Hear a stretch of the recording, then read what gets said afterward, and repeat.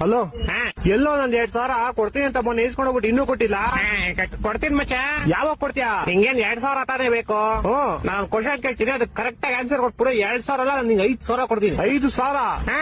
ಸರಿ ಕೇಳೋ, ಅದ್ ಏನ್ ಕೇಳ್ತೀಯ ಕೇಳೋ. ಒಬ್ಬ ಅಪ್ಪ ಮನೆಗ್ ಬಂದಿ ಅವ್ರ ಮಗಂಗೆ ನಾಯಿ ಹೊಡೆದಂಗ್ ಹೊಡಿತಾನೆ, ಯಾಕಂದ್ರೆ ಅವ್ನ್ ಕುಡ್ದಿದ್ದ. ಇವಾಗ ಇದರಲ್ಲಿ ಕುಡ್ದಿದ್ದ ಯಾರು ಹೇಳು? ಅಪ್ಪ ಮನೆಗ್ ಬಂದು ಅವ್ರ ಮಗಂಗ್ ಕೊಡ್ದ, ಯಾಕಂದ್ರೆ ಅವ್ನ್ ಕುಡ್ದಿದ್ದ. ಇಲ್ಲ ಅವ್ರ ಮಗ ಕುಡ್ದಿದ್ದ. ಇವಾಗ ನನ್ ಮಗ ಕುಡ್ದಿದ್ರೆ ಅಪ್ಪ ಅಂತಾನೆ, ಅಪ್ಪ ಅಂದ್ರೆ ಮಗ ಅಂತಾನೆ. ಹೊಟ್ಟೆ ಎಷ್ಟು ಉರ್ಸ್ತಾವ್ರು. ಇಲ್ಲ ಕ್ವಶನ್ ಚೆನ್ನಾಗಿಲ್ಲ, ಬೇರೆ ಬೇರೆ. ಸರಿ ಅಪ್ಪ, ಆಯ್ತು. ಈ ಕ್ವಶನ್ಗೆ ನೀನ್ ಬರೀ ಹೂನಾ ಅಂತ ಆನ್ಸರ್ ಮಾಡ್ಬೇಕಷ್ಟೇ. ಆಯ್ತು ಕೇಳು. ನಿಮ್ ಮನೆಯವ್ರ ಗೊತ್ತಾ ನೀನ್ ದಿನ ದೇವಸ್ಥಾನದ ಮುಂದೆ ಕುತ್ಕೊಂಡು ಭಿಕ್ಷೆ ಬೇಡ್ತೀಯ ಅಂತ? ಹೂ ಗೊತ್ತು. ಗೊತ್ತಾ? ಇಲ್ಲ ಗೊತ್ತಿಲ್ಲ. ನಿಮ್ ಮನೇಲಿ ಗೊತ್ತಿಲ್ವಾ ನೀನ್ ಭಿಕ್ಷೆ ಬೇಡೋದು? ನನ್ನ ಮಕ್ಕಳು ಒಂದೊಂದಲ್ಲ. ಅದೆಲ್ಲ ಗೊತ್ತಿಲ್ಲ ನಂಗೆ. 2,000 ಹಿಂಗ್ ಕೊಡ್ತೀಯ ಕೊಡಲ್ವಾ ಅಷ್ಟೇ ಸಾಕು. ಸರಿ ಆಯ್ತು, ಇದೊಂದು ಫೈನಲ್ ಕ್ವಶನ್ ಕೇಳಿಸ್ಕೊ. ಇದಕ್ಕೆ ನೀನ್ ಆನ್ಸರ್ ಹೇಳಿದ್ರೆ ನಿನ್ ಕಾಸು ನಿಂಗ್ ಸಿಕ್ದಂಗೆ ಅನ್ಕೋ. ಸರಿ ಆಯ್ತು ಕೇಳು. ದೇವ್ರಿಗೆ ಅಂತ ಮಾಡಿದ ಪ್ರಸಾದನ ಸ್ವಲ್ಪ ದೇವ್ರ ಮುಂದೆ ಇಟ್ಬಿಟ್ಟು ಆಮೇಲೆ ಎಲ್ಲಾರ್ಗು ಹಂಚ್ತಾರೆ. ಆದ್ರೆ ದೇವ್ರಿಗೆ ಅಂತ ಹಾಕಿದ ದುಡ್ಡನ್ನ ಸ್ವಲ್ಪ ತಾದ್ಮೇಲೆ ಎಂತಕ್ಕೆ ಎಲ್ಲಾರ್ಗು ಹಂಚಲ್ಲ?